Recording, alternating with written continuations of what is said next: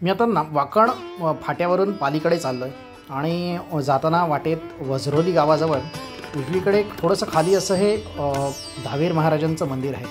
अतिशय सुंदर आणि रमणीय परिसर आहे, रस्त्यालगत आहे, त्यामुळे जाणाऱ्या येणाऱ्या प्रत्येकाच्या हे दृष्टीस पडतं आणि इथे पाहून थांबून भाविक दर्शनासाठी येतात। मंदिराचा परिसर छोटासाच आहे पण सुंदर आणि नीटनेटकं ठेवलेलं हे मंदिर आहे। स्वच्छता, एक झाडाचं पानही तिथे पडलेलं दिसत नाही। आटोपशीर असं छोटंसं मंदिर आहे। मंदिरामध्ये दहावीर महाराजांची मूर्ती आहे आणि पत्रे घातले, असे कौलारू नाही आहे, पत्र्यांचं मंदिर आहे।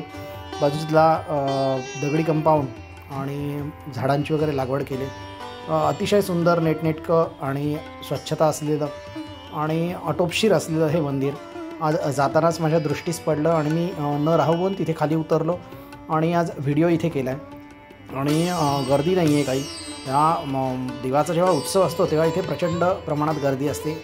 नागोठण्यातून किंवा वाकणहून आणि पालीहूनही इथे भाविक दर्शनासाठी येतात आणि रोजची पूजा झालेली दिसते आणि देवाजवळ दीप वगैरे लावलेला दिसतो आणि ह्याच्या मागेच नदीचं पात्र आहे आणि नदीला अगदी जवळ असं हे मंदिर आहे। आटोपशीर मंदिर आहे, सुंदर। कोकणात अशी जागोजागी मंदिरं आपल्याला पाहायला मिळतात आणि हे वैशिष्ट्य आहे कोकणाचं की प्रत्येक ठिकाणी बापूजी देव असतात किंवा गावातले काही देव असतात किंवा अशी छोटी छोटी मंदिरं अनेक ठिकाणी बघायला मिळतात। पालीमध्ये जाताना पाली बल्लाळेश्वर मंदिराच्या आधी हे मंदिर लागतं।